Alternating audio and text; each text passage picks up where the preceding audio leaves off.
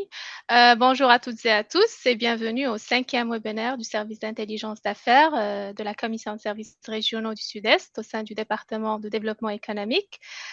Ce webinaire s'inscrit dans la continuité de notre démarche visant à mieux comprendre les dynamiques régionales, mais aussi à favoriser un dialogue constructif avec nos partenaires tant au niveau national qu'international. Aujourd'hui, on est à l'international, je dirais.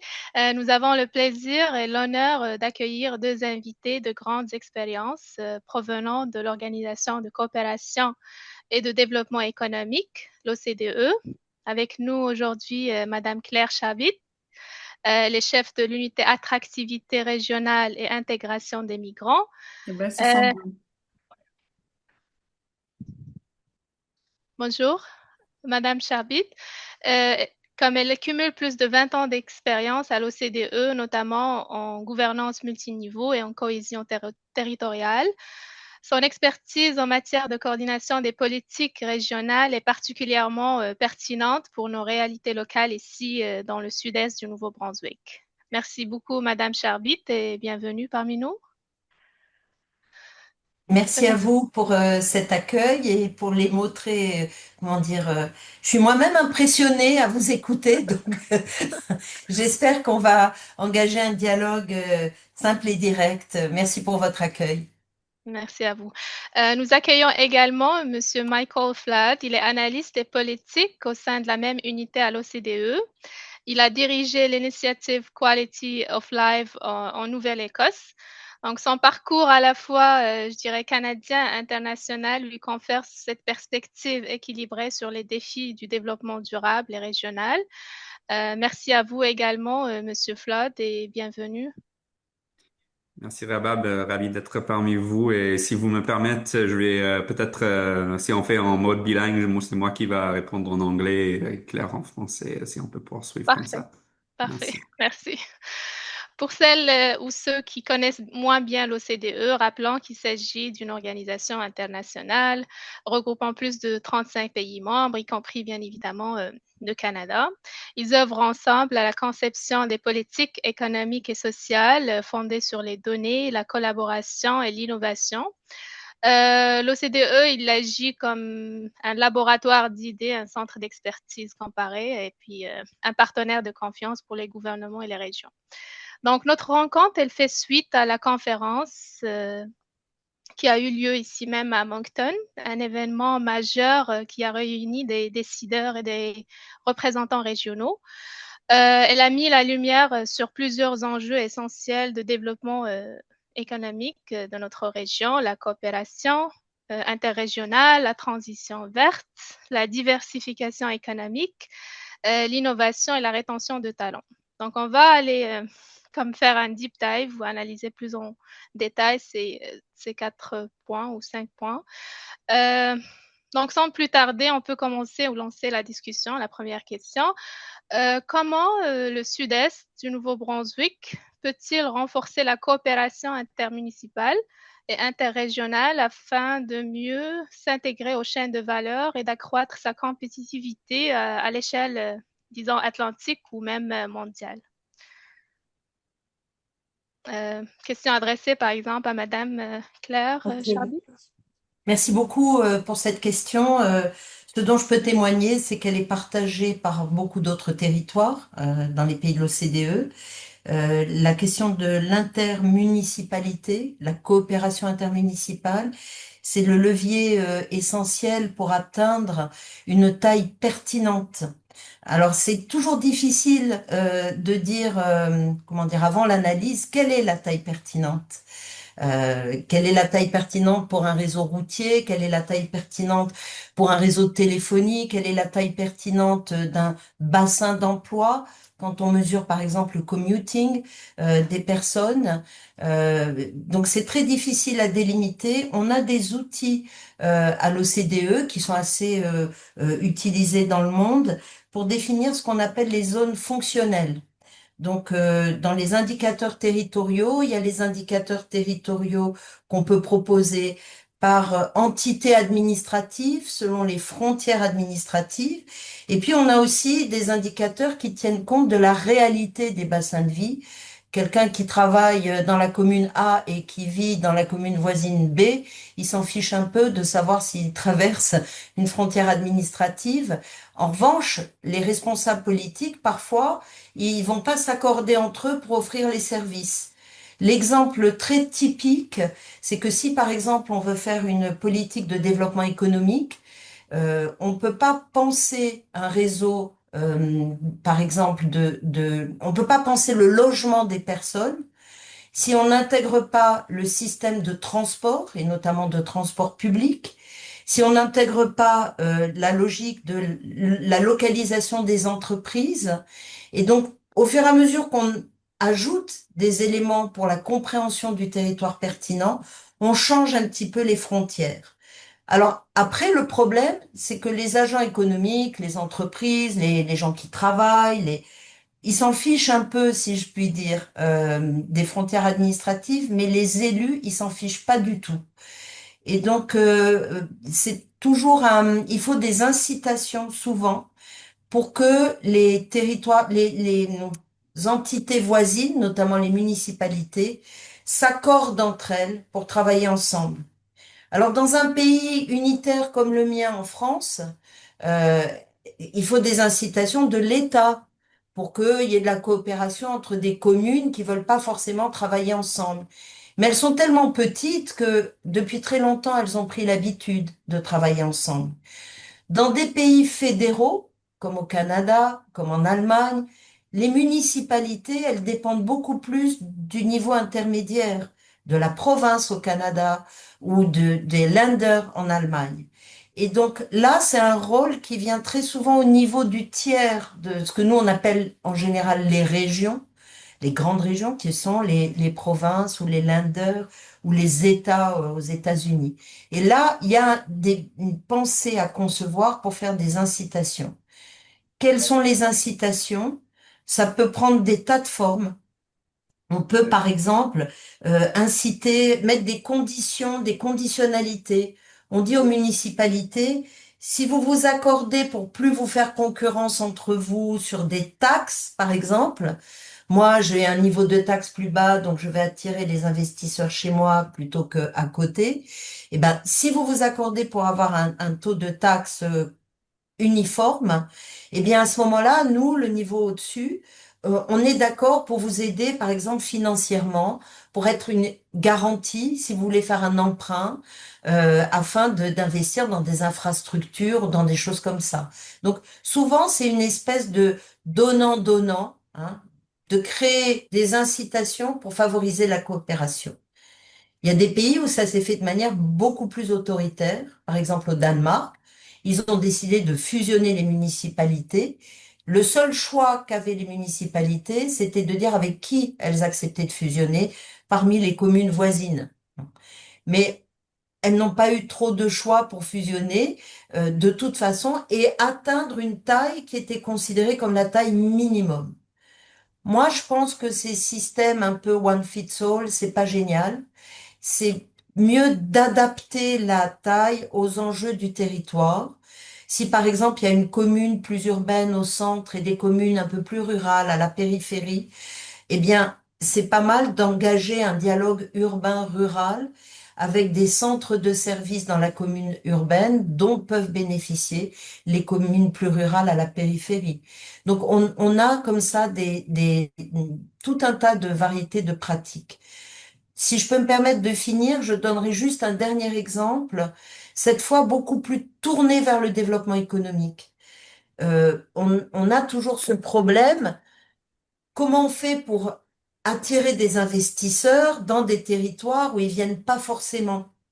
Si on a une vision très fragmentée de l'offre, la commune A qui propose ça, la municipalité B, tout ça, on crée une espèce de concurrence artificielle alors que la présence d'un investisseur pourrait être bonne pour l'ensemble du territoire, de ces PME, des gens qui y travaillent, etc.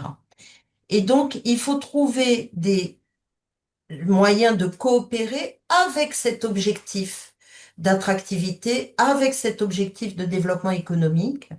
Parmi les exemples, on peut citer les territoires d'industrie en France. C'est bien parce qu'il n'y a pas de dépenses de la part du niveau supérieur. On ne donne pas d'argent. L'État n'a pas donné d'argent. Il a simplement dit, on fait un appel à candidature.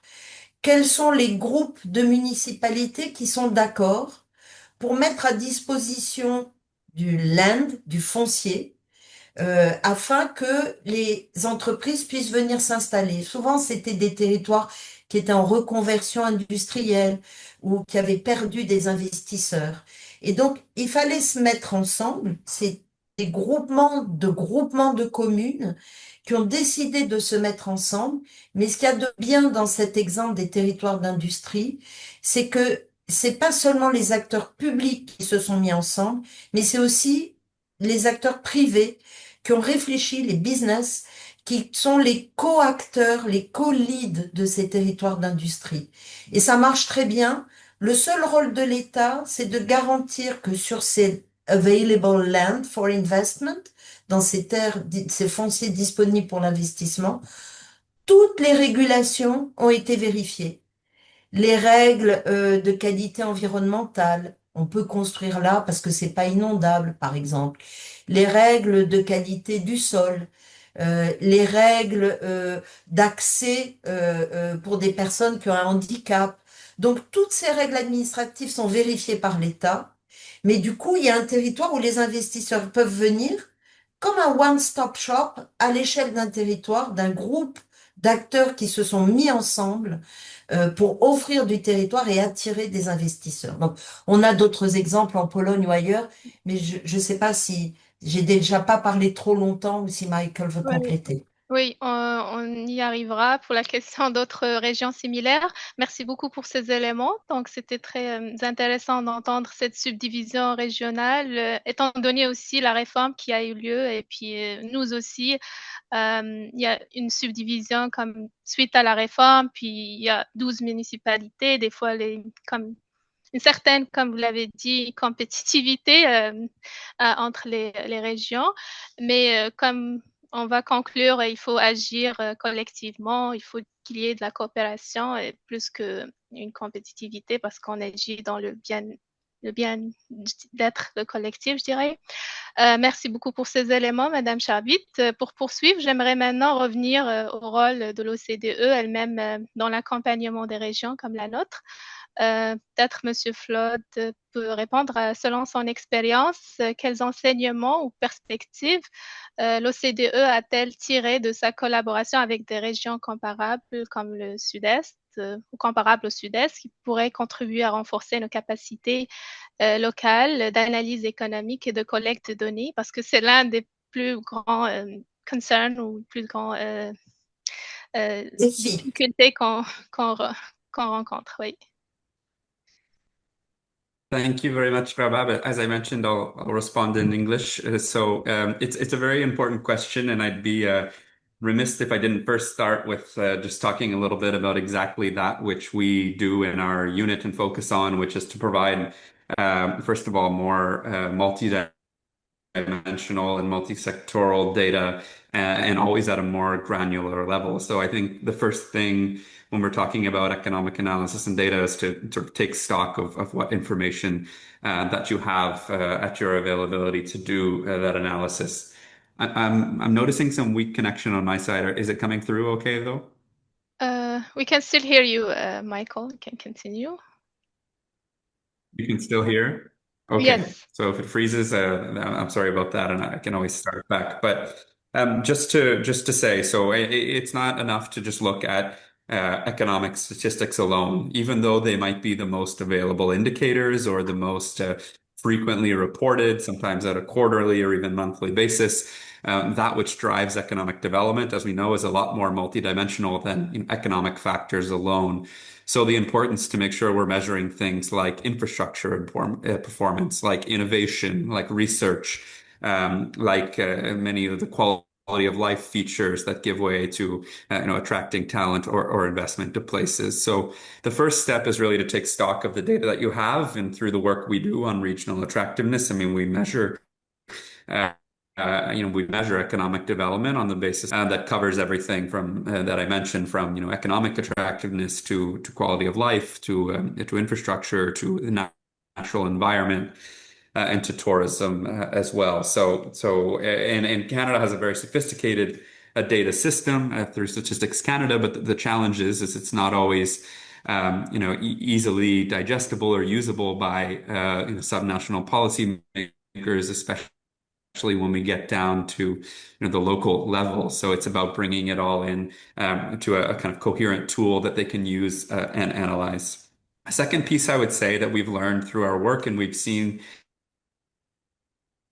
countries and regions, we work private sources as well. So looking beyond, sorry, can you hear me Michael, we okay? lost you. Yeah, we lost you, but maybe better without the image. Okay, let's try that. Can you hear me a little better now? Yes. Yeah. Okay. I should preface that I'm on work travel in Latvia right now, and so I'm having some internet issues from here. Can you hear me okay? Is it going all right? Yes, Michael, we can hear you. Okay. Voila. So I'll try and speak slow and interrupt me if there's a data issue again, and I'll find a new way to connect. So the first point anyway was just about the need to be very multidimensional about the data that we're taking stock of when we're doing economic and statistical analysis. The second point I think is to look beyond just public sources and to use, and we see a lot of the regions we work with increasingly doing this, to use innovative sources. So when we're talking about regional or local analysis, there's so much treasure in things like GIS platforms, like satellite data, like one of the sources we use works around using OpenStreetMaps. So the data that we can harvest from places like Google Maps or other online geographic platforms. And the third thing I would mention is using a balance of both qualitative and quantitative data. So while we can get a good sense of how regions or local areas perform across these different dimensions using quantitative data, it's not enough to understand, for example, investor sentiment or people's perceptions about quality of life or the capacity of local and regional governments to do economic development. All of that needs to be complemented with a more sort of qualitative understanding of the challenges that regions face. The fourth thing I'd mention is to leverage the role of regional institutions to coordinate data collection efforts across places to ensure that we have a coherence of data collection and analysis. Where I am right now in Latvia, for example, we're working directly on this question. Every one of the 43 municipalities in this country tends to use a different data system or platform to track and monitor their performance, be it on something like education or energy or economic development. And what we're supporting them to do is to create a more coherent reporting and performance evaluation system so that regions can actually benchmark themselves against one another. So if we're talking about a place like New Brunswick, for example, while we haven't done this analysis yet, my question would be, are all of the service commissions or are all of the municipalities using data and analysis in a way that is coherent across different places so that they can compare and contrast and learn from one another. And the same goes for provinces, right? I mean, one of the beautiful things about the Canadian Federation is the level of autonomy that provinces have. But of course, it also creates a situation sometimes where you're comparing apples to oranges, given the fact that different frameworks exist for analysis across the country. And so lastly, the role for an organization like Southeast New Brunswick might be also just to take all of the rich public data that already exists from above, from an organization like Statistics Canada, or from below by tapping into the rich data that municipalities collect, and then to compile it and use it in a coherent way that you might organize around some of your sectoral priorities. So we have an example like in Ireland, the regional assemblies there got together and realized that data wasn't being used in a coherent way by the counties across the country. And they built something called the Regional Development Monitor, which has a few different chapters to it. There's the green and sustainable future, there's peoples and places, and there's infrastructure and economic development. And they just pulled together, publicly available data, but kind of democratize it in a way that makes it very usable by the local governments that they work with. And they track performance, and it helps to create a system that holds people accountable and compares places along a way that is accessible and easy to understand and easy to use. While there's such rich data available in a place like Canada, I think one of the main challenges is that it's not necessarily being accessible or communicated in a way that makes it easier for people with limited capacity or limited time on their hands to work it into their everyday jobs as decision makers, as economic development professionals, or so be it. So I'll stop there, and hopefully I'll try a new connection before you come back to me. So thank you. Thank you so much, Michael, for this very helpful and insight in connection with data issue or data issue of data collection. Another major challenge for our region is economic diversification.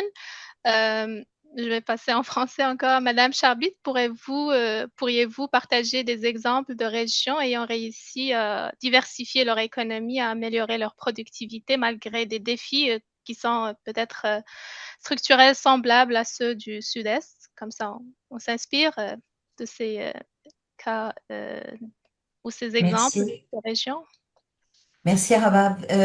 Oui, il y a un certain nombre d'exemples, mais je dois avouer que c'est une question qui met un peu tout le monde d'accord, c'est-à-dire tout le monde se dit on doit changer.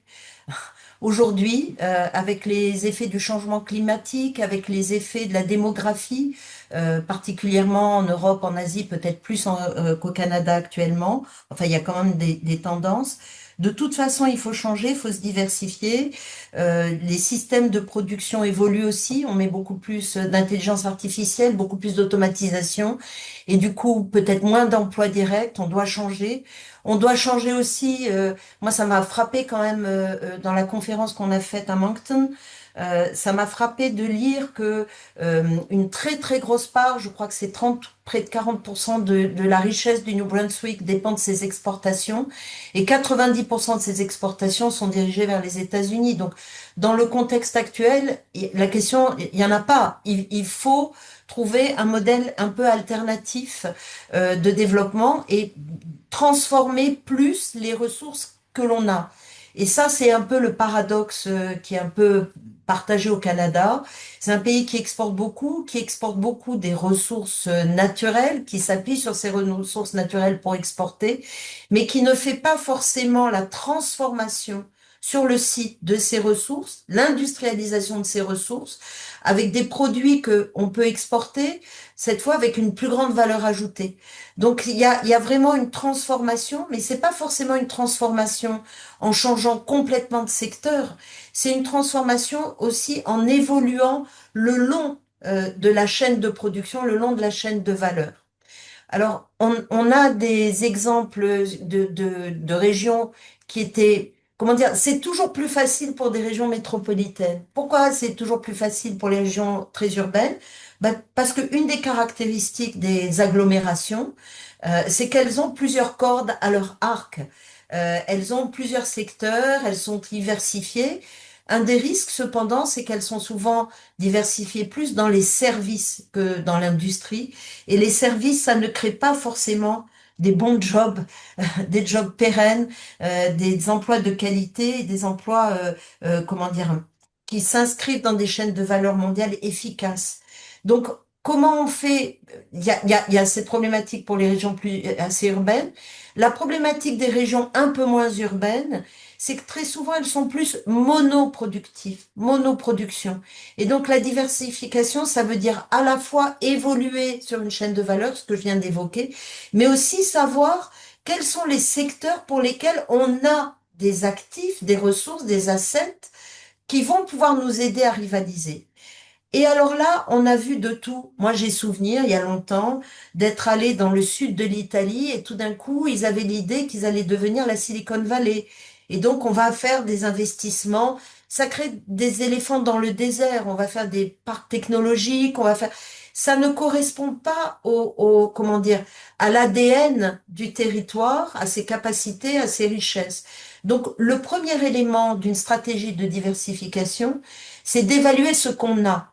d'évaluer ce qu'on a, quels sont les assets, quelles sont les ressources, et du coup de faire une analyse économique. Il y a des analyses économiques très fortes, on appelle ça, parfois ça s'appelle les analyses de complexité économique. Alors le mot il dit complexité, mais en fait c'est juste de voir qu'est-ce qu'on a qui pourrait être commun à d'autres chaînes de valeur, d'autres chaînes de production que celles dans lesquelles on est spécialisé. Ça, c'est une première approche. Une deuxième approche, c'est de dire, aujourd'hui, on a besoin de transformer notre modèle de production énergétique. Eh ben, c'est une opportunité et elle est très grande au New Brunswick. Et le modèle de production énergétique des énergies renouvelables. Là, il y a un catching up, si je puis dire, hein. Il y a un investissement, un rattrapage à faire. Parce que si on fait des éoliennes et qu'on importe les éoliennes de Chine, bon, c'est bien, on ne paye pas l'énergie sur place, mais on sera quand même dépendant d'une autre manière. Donc, il faut pouvoir chercher à la fois de baisser la fracture d'électricité, qui est jamais très élevée au Canada par rapport à d'autres pays, mais tendanciellement, ça croît aussi, et en même temps chercher les ressources. Moi, j'ai été frappée quand on était à Moncton de la présentation du l'Ocean Cluster, non, le cluster, les super clusters, le cluster Océan. Je sais bien que c'est pas forcément exactement dans la partie sud-est de New Brunswick, mais c'est une vision qui met tous les acteurs du fédéral au local pour dire voilà, on a des ressources incroyables avec cette proximité de l'océan, avec ces marées. Il faut vraiment qu'on arrive à devenir en quelque sorte les champions de ces industries-là pour le futur. Alors, on a vu des exemples aussi. Par exemple, en Pologne, ils avaient une industrie textile très puissante, mais l'industrie textile en Europe, elle est complètement concurrencée par des pays où les salaires sont beaucoup plus bas. Ils ont réussi à upgrader leur positionnement en devenant une sorte de centre de la mode. Et comment ils sont devenus un centre de la mode?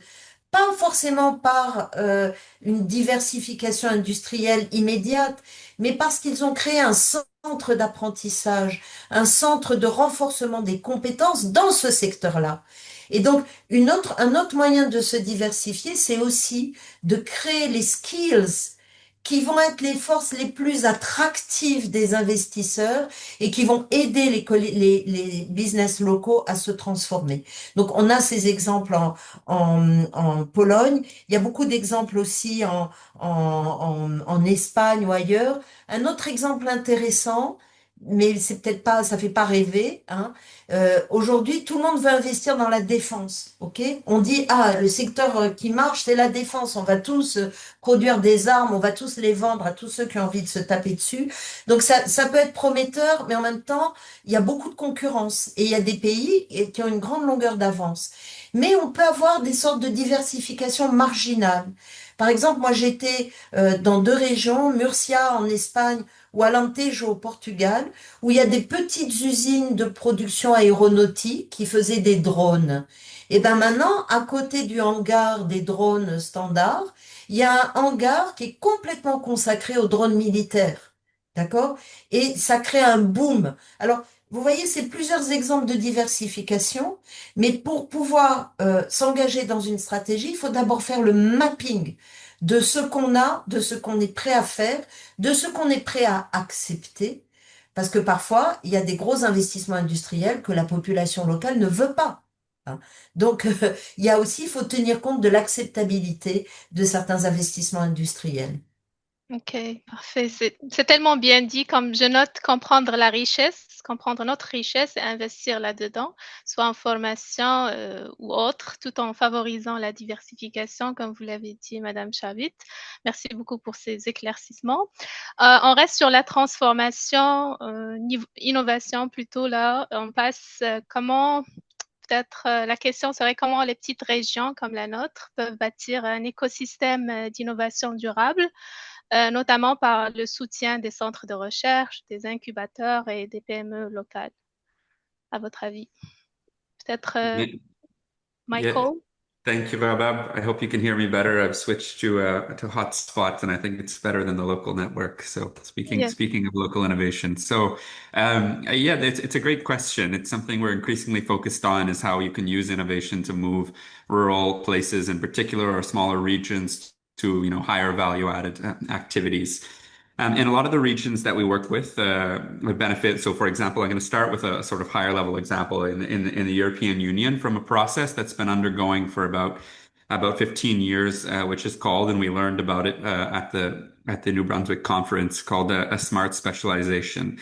And while it's not necessarily a way to directly support, places to upgrade value chains or to innovate, I think it's the first step in an innovation process, which is to take a very close look at what the sort of innovation potential of a region is, not by zooming in on the sectoral competitive advantages that a place has, and to do that as local of a degree as you can.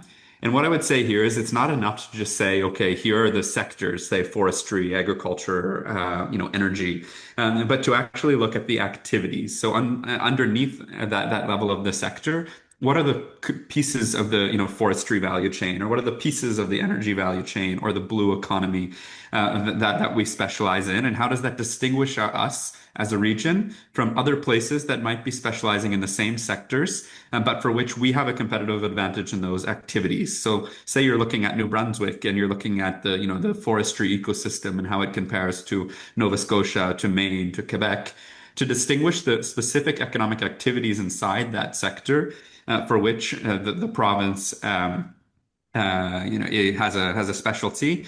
And then as a next step to think about, okay, now what are the ways in which we can work with the academic community, the entrepreneur and SME community, and then the large enterprise community as well, to bring them all together under the same roof, to think about ways of scaling those activities, of upgrading those activities. And to do that, sometimes I think what you need is sort of this connective tissue piece. So a dedicated organization that is targeted towards bringing those bodies together.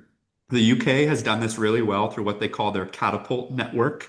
Catapult because it's about catapulting SMEs from lower levels of innovation into sort of higher and more value-added activity.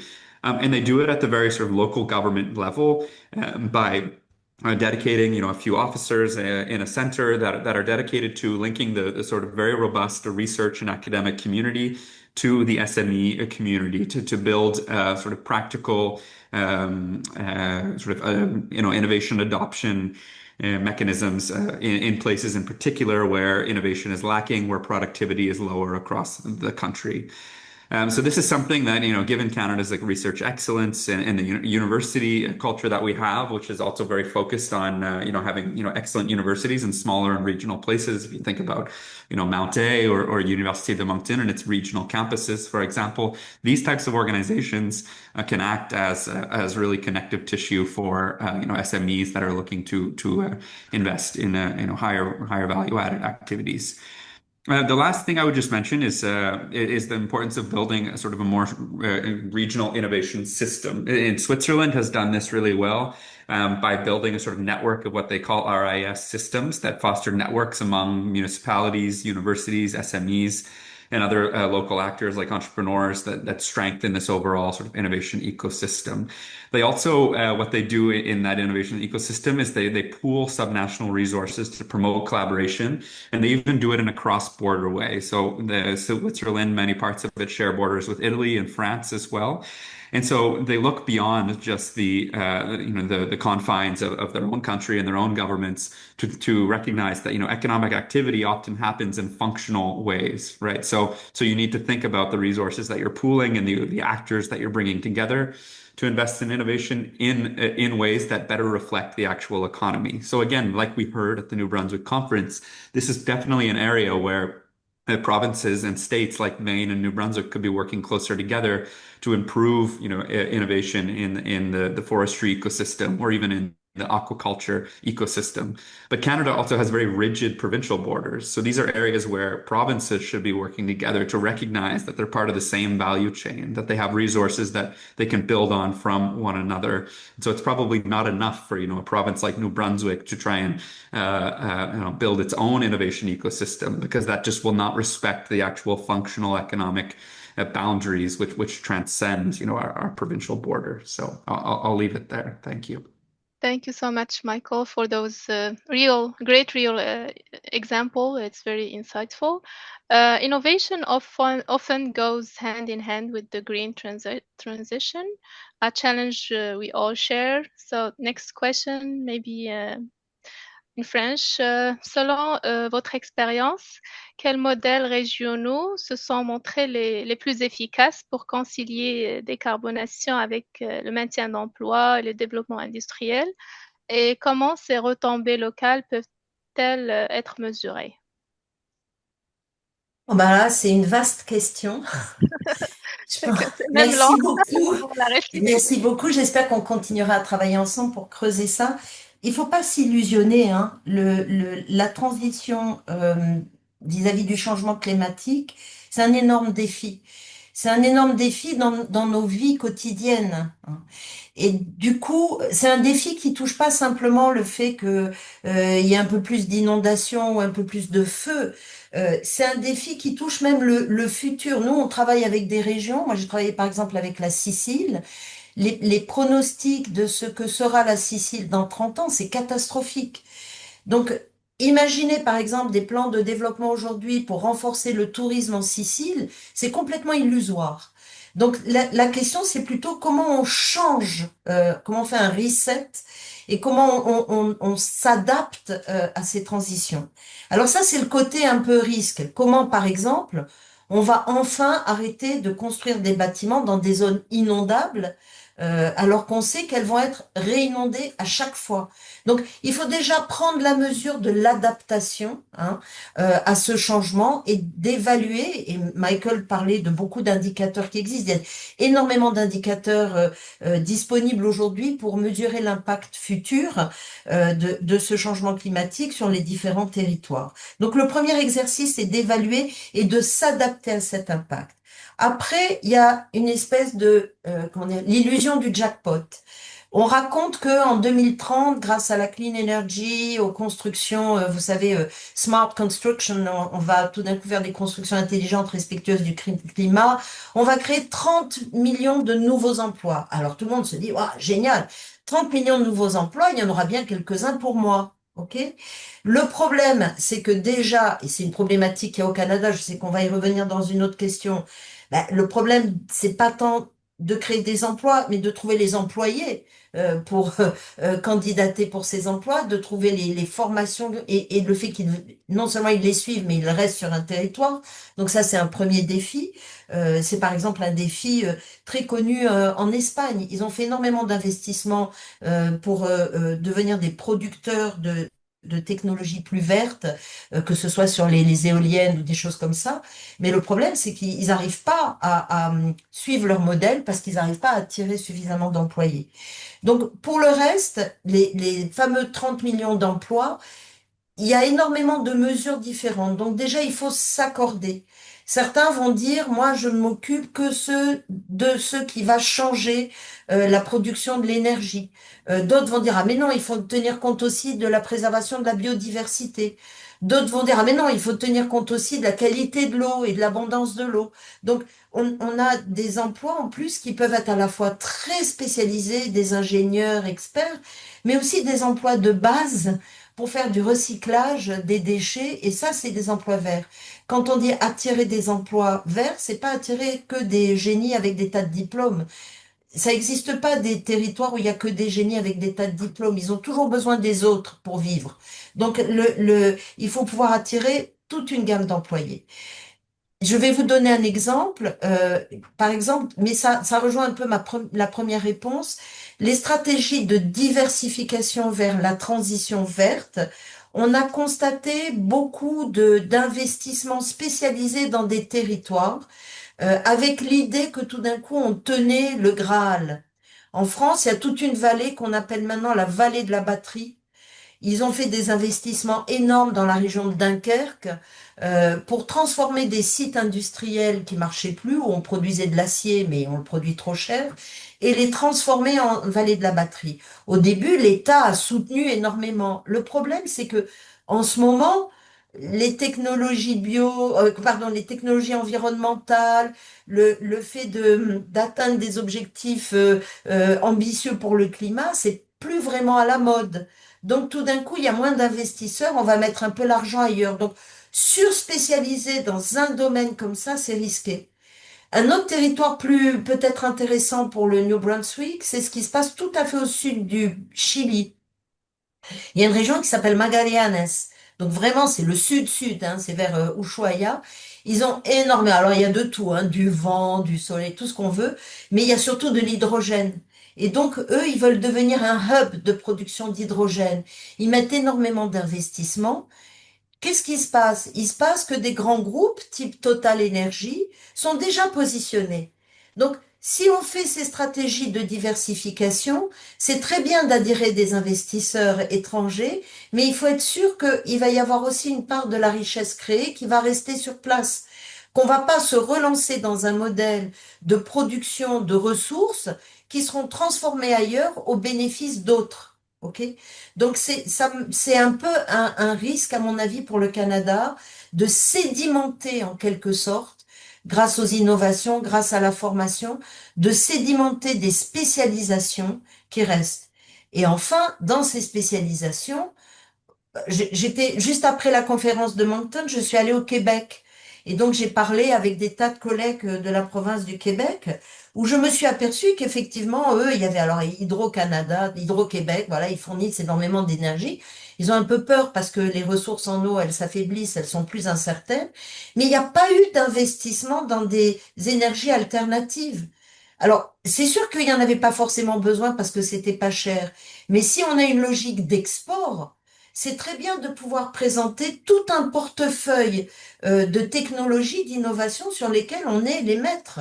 On est très bon. On est connu, par exemple, dans telle région, pas simplement parce qu'on a des ressources hydrauliques, mais aussi parce qu'on sait faire du green, parce qu'on sait faire, pardon, parce qu'on sait faire de l'énergie renouvelable, parce qu'on sait faire de la préservation des ressources, parce que et donc cette panoplie d'expertise, ça se fait avec des brevets, avec de l'innovation, même si on n'a pas forcément les besoins sur le territoire. Donc encore une fois, une étude des forces et des faiblesses, de là où on peut, comment dire, investir avec les skills, avec les innovations pertinentes pour exister, pas seulement pour servir les communautés locales ou les pays du Sud, mais pour exporter plus large. OK. Oui, c'est très parlant, donc il faut toujours viser loin et puis diversifier son portefeuille. C'est comme si, comme tu as un placement et puis tu prends un peu des bons de trésor qui sont sûrs, des actions, donc il faut pas jeter tout dans un seul panier. Donc on reste sur les enjeux, puis un autre enjeu prioritaire pour le Sud-Est concerne la rétention des talents, notamment des jeunes diplômés. Euh, quelles sont les politiques ou initiatives régionales qui ont permis ailleurs, encore on cherche des exemples, qui ont permis ailleurs dans l'OCDE d'améliorer la rétention des talents formés localement, en particulier ceux après comme ils ont fini des études postsecondaires? Merci beaucoup. So just to maybe like zoom out and speak a little bit more in principles here. I mean, I think when we're talking about talent attraction and retention, we need to think about what it is that makes places great places to live, work, raise families, you know, find a job. And we've done some analysis to, you know, to better understand what that is. And when we look very broadly across OECD regions, I mean, a couple of things really pop out for us. One of them is the importance of having you know, affordable and available housing. So especially when we're talking about rural areas, I mean, sometimes it's not necessarily such an affordability issue, but it's also an availability issue. And even if job opportunities exist, the challenge is for young people, for families to find housing options. And so it's important then to work also with municipalities to ensure, who often have the competence over housing, to ensure that, you know, there are investments being made in the housing stock so that if they want to attract and keep young people or students, that is there. And the example that comes to mind, you know, from the conference that we just had to do with, you know, the North Sweden Green Deal. They recognized that if we want to go through this sort of major initiative where we're developing, you know, an economy in the near Arctic area of northern Sweden, we're not going to be able to do it unless we work very closely with with local governments, with private sector developers, in order to build the housing stock that would allow us to build the workforce we need to undergo this massive energy transition. And so that's exactly what they did. They brought municipalities to the table, they brought developers to the table, and companies to the table, and started to understand what would be needed to invest in that ecosystem of housing and development, but also quality of life things in order to bring people to that region. The other piece I think about retention is retention and integration really go hand in hand. And so it's also about having sort of the services in place that create a soft landing for people once they arrive. So whether that's international students and that, while they're still in their degree in their program, I mean, a lot of programs, I mean, even in Nova Scotia, there's a wonderful program called Study and Stay. I know many Canadian provinces have similar such things.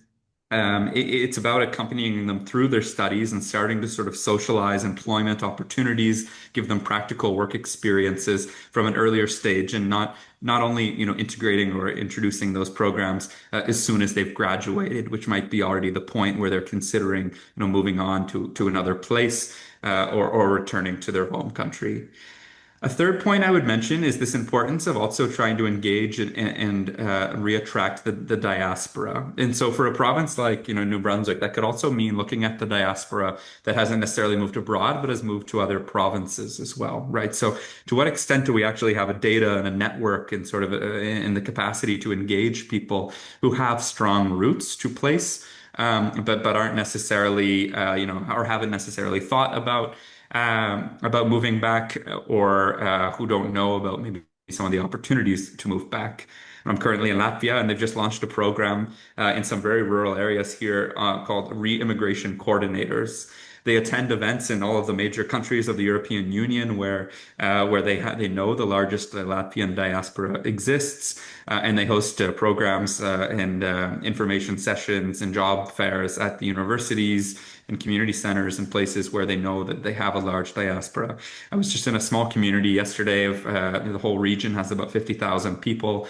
And since the program started, they have successfully facilitated the re-immigration of about 1,500 young families, which is quite impressive for a region of that size. And of course, that doesn't even account for other families who might have come back and not necessarily through that program. So again, it's a huge untapped resource just in terms of thinking about the potential to engage the diaspora. The other thing also is just having this sort of digital portal, right? So creating the sort of place online where talent can look at job opportunities, housing, what resources or assets are available in that type of community. And again, I'm not asking us to look too far. I mean, even in Greater Montreal, they have this Talent Montreal platform, which works like a digital one-stop shop for international talent.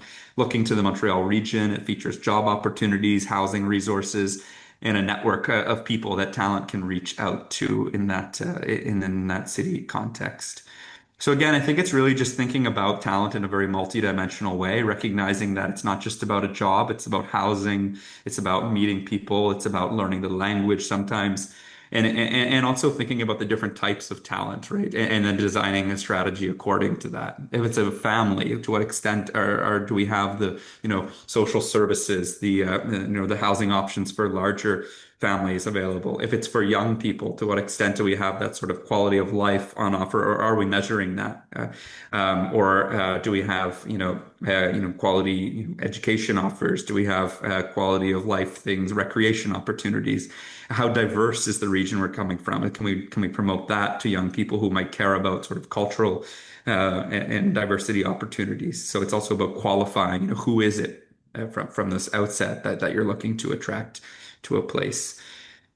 So yeah, I'll stop there. There are a lot of opportunities we can share about talent attraction. I would also just maybe conclude by saying that in the 40 plus regions we've worked with through our regional attractiveness program, this is the highest priority for the regions we work with, and also sort of the trickiest nut to crack in terms of regional economic development. So, thank you.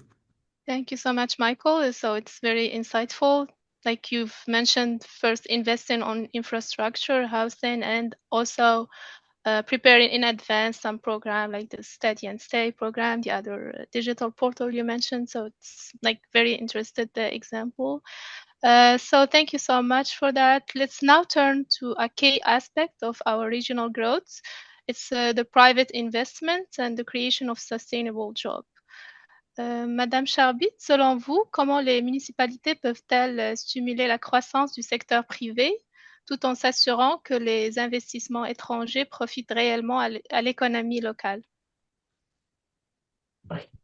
Je pense que déjà, elles doivent prendre conscience qu'elles sont pas toutes seules, les municipalités, hein. C'est-à-dire qu'une municipalité seule, en particulier au Canada où le pouvoir, enfin les compétences des municipalités sont relativement étroites, ça me semble un peu difficile de considérer qu'on est en charge de A jusqu'à Z de l'attractivité, de la rétention, des spillovers, là, des externalités positives d'un investissement sur un territoire donné. En revanche, la force des municipalités, c'est que souvent, ce sont ces acteurs publics locaux qui connaissent le mieux les entreprises locales. Donc c'est elles qui sont aux avant-postes pour percevoir les défis, pour écouter ce qui manque aux entreprises, pour les aider dans certaines étapes, par exemple quand il faut obtenir un permis de construire pour agrandir tel ou tel bâtiment, en tout cas de leur apporter cette aide et cette écoute. Je crois assez peu aux moyens financiers des municipalités pour aider à l'attractivité du secteur privé. Bien sûr, certaines dans d'autres pays ont des responsabilités en matière de taxes et elles vont jouer comme ça sur des avantages fiscaux. Ça suffit jamais, ça retient pas un investisseur localement et ce n'est pas forcément ce que demande une PME, une petite entreprise locale qui a une identité locale, qui veut surtout rester comment dire, un acteur local qui a un rôle à jouer au-delà simplement de fournir du travail et de faire du profit. Donc, la première chose, c'est, à mon avis, d'examiner quels sont les moments, les outils d'un dialogue fructueux entre les entreprises d'un territoire, en particulier les PME, et les acteurs publics locaux, dont les municipalités. Pourquoi? Parce que une PME, les responsables, ils ont, en français, on dit le nez sur le guidon. Ils sont tellement dans l'urgence permanente qu'ils n'ont pas le temps d'aller candidater à tel programme, d'aller obtenir le stamp ou le label qui va leur attirer des clients.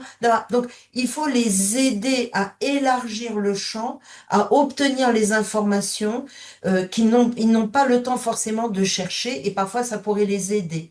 Il faut aussi être une sorte d'intermédiaire. Un des problèmes des petites entreprises ou des entreprises d'un territoire, c'est qu'elles se parlent pas forcément entre elles.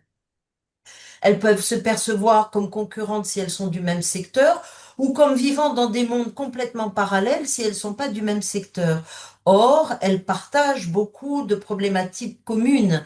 Et du coup, c'est le brokering role, hein, la personne qui va pouvoir créer cette intermédiation entre les entreprises, ça va être un acteur public, soit de la municipalité, soit d'une agence de développement économique local. Ça, c'est très important de créer ce lien entre les entreprises parce que parfois, ça peut déboucher même sur des sortes d'investissements en commun.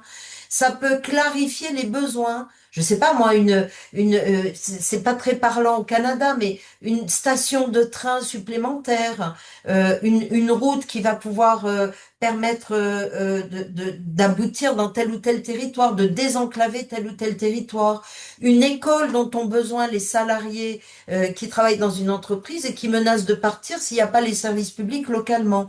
Donc tous ces éléments-là, ça peut être très important. Il y a aussi un élément très important qu'on oublie souvent, c'est que les entreprises d'un territoire, elles ont une identité locale. Moi, j'ai parlé avec beaucoup de chefs d'entreprise, ils veulent pas partir de leur territoire. Quand ils partent, c'est parfois qu'ils sont contraints de partir parce que il y a plus les skills, parce que leur entreprise a pas obtenu les résultats. Mais s'ils pouvaient, ils resteraient parce qu'ils font partie de ce territoire. Donc, valoriser cette identité locale, faire du marketing territorial, un brand, les aider par exemple à exporter dans des salons en les accompagnant en commun. tous ces éléments-là, c'est très utile. Leur donner aussi des moyens de se rencontrer, d'organiser des réunions régulières, les aider aussi dans le dialogue avec les universités ou avec les centres de formation. Ça, c'est très important, surtout pour les PME. Alors ça, c'est une partie du dialogue. Après, il y a les IDE, les investissements directs étrangers. Quand on est une firme multinationale, tout le monde est à la fois super content et en plus, mais de l'autre côté, on a un peu peur. Est-ce que c'est un peu la même question que pour les talents? On les a attirés, mais est-ce qu'on va les retenir? Est-ce qu'ils vont pas à un moment donné partir parce qu'eux, ils n'ont pas forcément cette identité locale? Alors, l'avantage, c'est quand on arrive à attirer des investisseurs étrangers qui ont un lien avec le territoire. Donc ça, bien sûr, c'est un peu le jackpot. Sinon, ça reste quand on a vraiment créé du lien entre les entreprises. Et donc, tout le travail ensuite de la municipalité, ça va être de tisser des liens entre les entreprises locales et les investisseurs. Et c'est le travail de la municipalité, mais pas que. C'est le travail des agences de promotion de l'investissement. Et ces agences de promotion de l'investissement, elles ne sont pas forcément municipales. Elles peuvent être provinciales et comme le rappelait Michael à l'instant, ce serait pas mal au Canada qu'elles soient interprovinciales parfois, parce qu'il y a des objectifs et des liens en commun. Donc, on a comme ça des exemples, notamment en Irlande. Vous savez, en Irlande, ils ont été très très forts pour attirer des investisseurs étrangers. Aujourd'hui, ils doivent un peu changer de modèle parce que attirer des investisseurs étrangers pour qu'ils exportent, s'il y a des droits de douane et que les investisseurs étrangers, ils ont des avantages énormes pour aller s'installer ailleurs, ils ont intérêt à diversifier leur modèle. Et pour sédimenter encore une fois ces investissements, ils mobilisent énormément les universités, les centres de formation technique, les PME du territoire pour créer un écosystème qui permettent comment dire, aux investisseurs qui sont venus d'y rester en pouvant montrer à leur maison mère que les résultats sont probants. Enfin, il ne faut pas oublier qu'attirer un investisseur étranger, c'est renforcer les exports. Il y a on voit pas forcément le lien, mais ça marche comme ça. En France, 40% des exportations, on n'exporte pas beaucoup, mais 40% des exportations, c'est des exportations par des filiales de multinationales, hein. Donc, dans tous les territoires, il faut pouvoir penser que attirer, c'est aussi exporter. Ça irrigue le secteur local de l'emploi, de l'innovation, mais ça irrigue aussi les exports. Et c'est une problématique importante pour le Canada. Ok, parfait. Merci beaucoup pour ces explications, Madame Charbit. Pour aller plus loin, nous allons rester dans la gouvernance, mais on va aborder le point ou la question de la gouvernance et la coordination entre les différents niveaux de gouvernement. Quels sont les modèles selon l'OCDE? Quels modèles de gouvernance ou de concertation multiniveau permettent d'aligner efficacement les priorités locales? Nous, on a la provinciale et le fédéral, par exemple, au Canada. Peut-être je On peut reprends vous la passer la parole parole, ouais. Vous êtes l'expert dans si Michael m'autorise, parce que c'est un sujet effectivement sur lequel j'ai beaucoup travaillé. Il y a des défis majeurs, hein, en matière de coordination, et ils sont d'une différente nature. Entre ces différents niveaux que vous évoquez, est-ce qu'on se partage bien l'information? Localement, on sait ce qui sont les préoccupations, les atouts d'un territoire, mais on ne sait pas quels sont les grands programmes nationaux. Nationalement, on va faire des grands programmes à l'échelle du pays, mais on ne sait pas comment ils vont pouvoir matcher ou pas ce qui se passe dans un territoire. Donc le premier enjeu, c'est de se partager l'information. Le deuxième enjeu, c'est celui qui est un peu évoqué ici, c'est comment dire, partager des objectifs. Parce que si moi, je sais pas moi, à Ottawa, j'ai l'idée que l'objectif principal c'est l'objectif A, mais que localement, nous, notre priorité c'est un objectif différent, eh ben ça marchera pas. Il faut aligner les objectifs. Et parfois, même quand on est du même parti politique, ça s'aligne pas automatiquement parce qu'on répond pas aux mêmes électeurs. Localement, je réponds à des électeurs locaux, à des électeurs d'une province. C'est eux qui décident du programme, qui m'ont décidé, qui m'ont choisi moi ou un autre parce qu'ils ont voulu ce programme. Et pas forcément parce que je suis d'un parti particulier, le même que celui du niveau fédéral. Donc, il faut pouvoir aligner les objectifs. Le meilleur moyen d'aligner des objectifs, c'est de s'appuyer sur les mêmes analyses. Et on revient à une question que vous avez posée précédemment et à laquelle Michael a répondu. Si on n'a pas un socle d'indicateurs qui font référence en commun, eh ben, on va vivre dans des mondes disjoints et on ne pourra pas s'accorder en disant, bah oui, effectivement, ça c'est une priorité qu'on doit adresser ensemble. C'est bien le problème dans des pays où il y a une segmentation très forte des opinions, où on ne s'appuie plus sur des références d'indicateurs probantes, scientifiques, qui sont neutres, pas politiquement utilisées. Et sur cette base-là, on peut aligner les objectifs. Il faut ensuite, comment dire, avoir les capacités. C'est-à-dire que c'est bien comment dire, d'aligner des objectifs, d'avoir des politiques, etc. Mais si on n'a pas les capacités locales, si on peut pas investir, par exemple, dans de nouvelles technologies pour rendre les services publics plus efficaces, si on n'a pas ces éléments-là, techniques, cette capacité en infrastructure, par exemple, ben, ce sera un peu difficile. Il y a aussi, bien sûr, toute la question de la cohérence administrative. Si on est trop petit, vous m'aviez posé la question de la segmentation entre des petites municipalités, eh ben, c'est un problème majeur. C'est-à-dire que si on a une trop grande segmentation, eh ben, on peut pas répondre à des programmes cohérents parce que chacun va être dans sa petite échelle et on ne sera pas à l'échelle suffisante. Tous ces éléments-là, ils plaident pourquoi? Et le dernier, c'est quand même un des plus importants, et c'est ce qu'on reflète avec notre fameuse boussole d'attractivité, là. C'est qu'il n'y a jamais une politique monosectorielle. C'est fou, ça. De dire qu'on va avoir une politique de l'emploi qui tiendra pas compte de la formation, ça n'a pas de sens. Qu'on va avoir une politique du logement qui tiendra pas compte des transports, ça n'a pas de sens.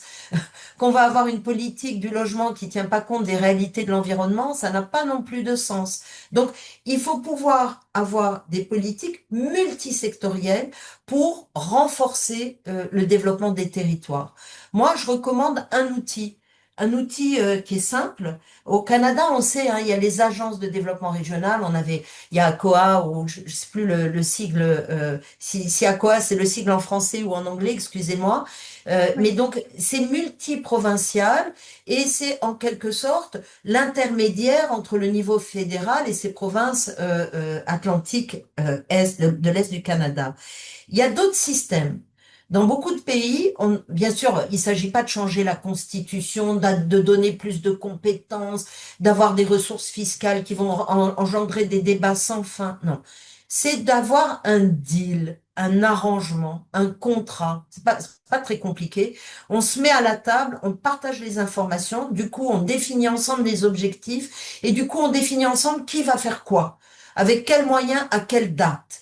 Et on met en place une structure de suivi pour savoir qu'on avance bien ensemble dans la même direction. Ces contrats, vous pouvez pas savoir, c'est utilisé par plus de 60% des pays de l'OCDE. Ils existent au Canada, hein, il y a même eu des tripartite arrangements, des choses comme ça, mais ça reste très, comment dire, c'est pas tellement développé. Et moi, je pense que ça pourrait être très utile, notamment pour votre territoire, d'être inclus dans un contrat, une sorte de contrat de développement, en mettant à la table les différents contributeurs, les différents décideurs à différents niveaux de gouvernement, en essayant d'avoir les acteurs aussi du monde, je sais pas moi, des syndicats, les acteurs du monde du business, et bien sûr tous les responsables des territoires, comment dire, des populations autochtones. Donc c'est vraiment très important de mettre tout le monde à la table avec des indicateurs communs. Et pour la petite histoire, c'est souvent un rôle qui est joué par l'OCDE. C'est-à-dire que nous, on peut amener des tas d'informations, mais si on fait des rapports qui sont posés pour caler les bureaux ou les armoires, ça sert à rien. En revanche, là, on a un impact, c'est quand on est là parce qu'on est neutre, on met tout le monde autour de la table et on aide à la formulation d'objectifs communs, d'engagements communs et d'outils de suivi communs. Voilà.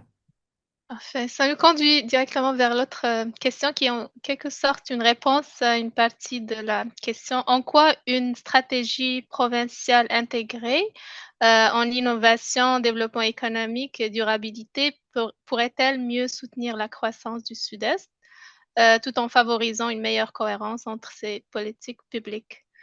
Donc ici, par la stratégie provinciale, peut-être un outil à l'échelon Merci. provincial. Merci, Rabab. I mean, I think one of the things I would just say from the outside is that a strategy alone is not going to increase the competitiveness in any meaningful way if it's not also accompanied by concrete actions and is not co-created with sort of the actors on the ground that are necessary to deliver a more resilient region. But one thing it can do, I think, is as I mentioned earlier and alluding to my earlier comments, is to identify at as granular of a level as possible what the sort of unique competitive advantages are of different places, even thinking inside the Southeast region.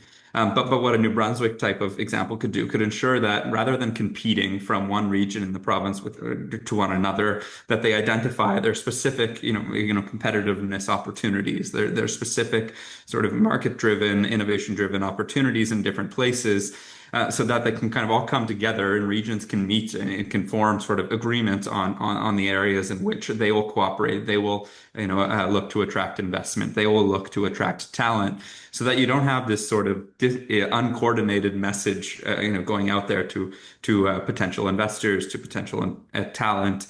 And that we're not marketing a message internationally that is competitive even inside the same region. And the same goes, as we've already been saying, to work across different provinces to ensure that the industries and the people and the talent that New Brunswick's fighting for are not sending a sort of confusing message with other provinces in Atlantic Canada too. So it takes, I think, mapping a strategy about competitive sectors that takes into account complementarities rather than competitive,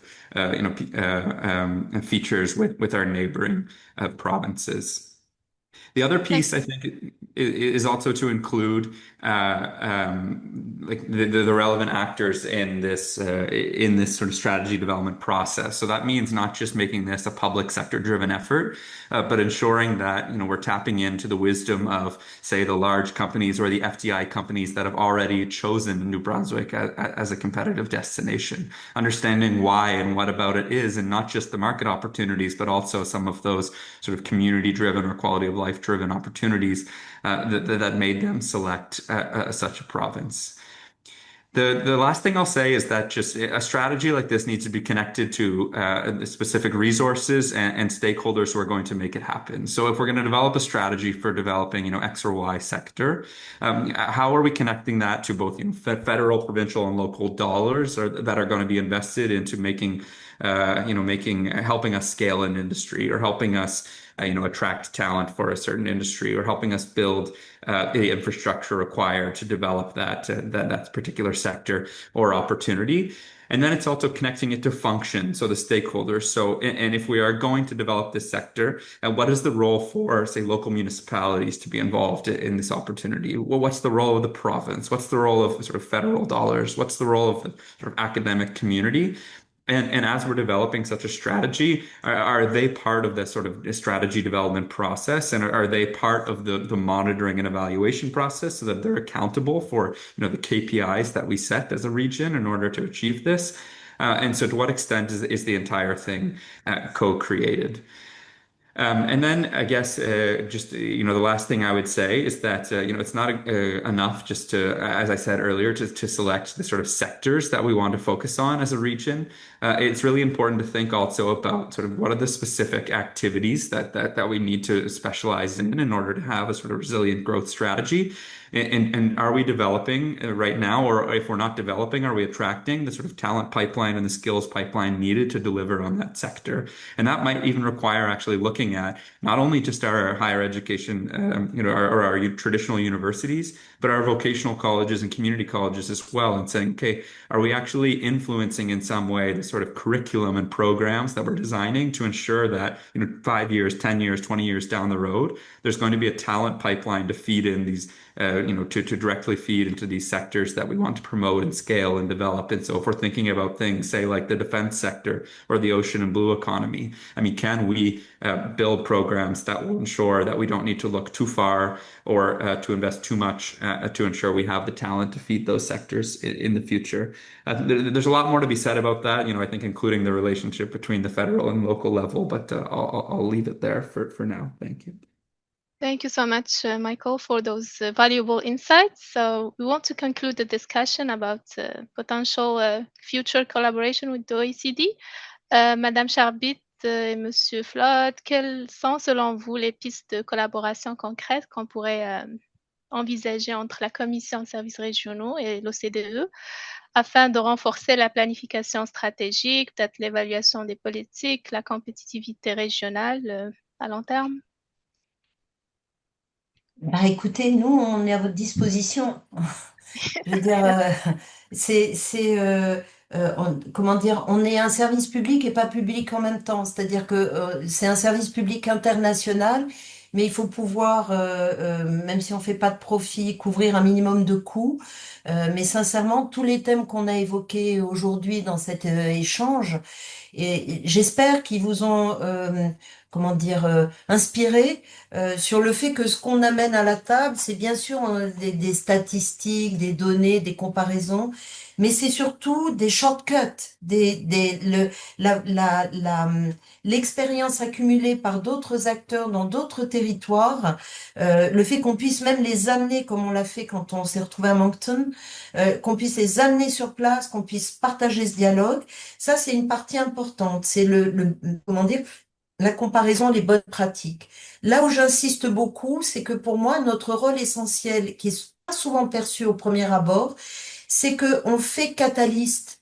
On a un effet catalysateur en pouvant rassembler tous les acteurs, et Michael vient d'en énumérer, et je suis sûre que ça résonnait chez vous en imaginant qui pourraient être ces acteurs, comment. Donc, on amène des données, on amène des expériences, on facilite le dialogue entre les parties prenantes, on propose des recommandations, mais on ne fait pas que les proposer. On est de plus en plus aujourd'hui impliqué dans des activités de renforcement de capacité, comment dire, de design, de plan de mise en œuvre, d'action plan. Excusez-moi, je commence à mélanger les deux langues. Donc, on est à votre disposition et travailler. Nous, on a cette approche, l'attractivité régionale, mais ça pourrait s'appeler développement régional. C'est la question vraiment de comment ouvrir le champ à la fois aux acteurs internes, aux acteurs des autres provinces nationaux et à l'échelle internationale pour que votre territoire se développe de manière résiliente compte tenu de tous ces impacts, de tous ces facteurs, en vous apportant des outils pour votre action. Donc, on est à votre disposition et voilà, c'est aux autorités de décider. Je ne sais pas si Michael veut compléter, mais c'était très enrichissant pour nous aussi d'être à Moncton. Vous pouvez pas savoir le nombre de retours très positifs qu'on a reçus, de l'accueil, de la qualité des échanges, de la qualité des débats. Et donc, on serait vraiment très heureux de pouvoir continuer à dialoguer et collaborer. Right.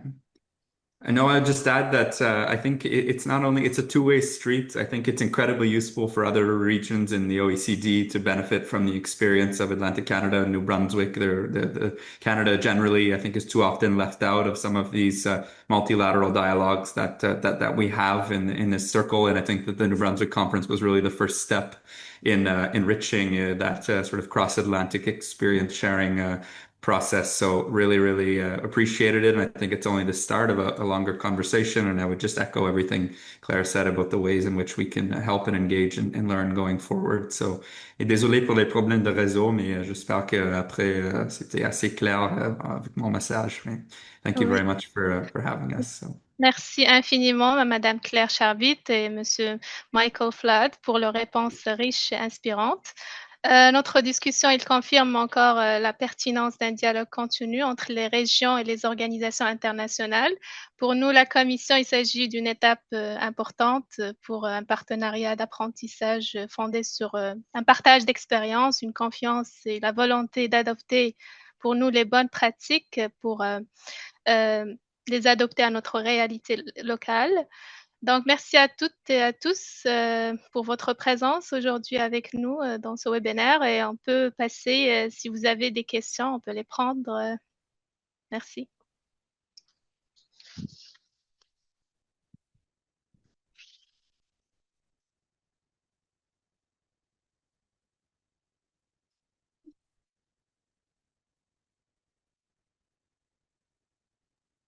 Merci en tout cas pour vos applaudissements. On les reçoit avec beaucoup de plaisir. Je vois que Francesco souhaite intervenir, donc merci. Ah, réellement, je ne voulais pas intervenir, mais comme personne ne prenait la parole, moi, ça fait évidemment chaud au cœur de vous voir, d'avoir pu vous recevoir aussi aujourd'hui virtuellement dans notre salon de thé avec Rabab, le travail. On s'est préparé pour essayer d'avoir tous les retours, les shortcuts, as you said, Claire, before. And obviously, as you know, because we have exchanges, we are already thinking of ways in which we'll keep the momentum going. And thank you for making your availability today. I know that's later in the day where you sit, and Michael is on another conference in Latvia. So thank you very much. And thank you to all the people that registered, our friends from Nova Scotia, some ACOA, APECA members connecting from elsewhere in Canada, some of our municipal partners, some of my colleagues. Wow, it's just reassuring that after all the work we've put in to make these things happen, there's still an interest. Thank you. Merci beaucoup, merci à tous. À très bientôt, on espère. Merci, Madame Claire Chabit. Merci Au à revoir. vous. Merci beaucoup. Bon week-end. Bye. Bon Bonne week-end semaine. également. OK. Au revoir. Ciao. Bye. Bye. Merci. Bye.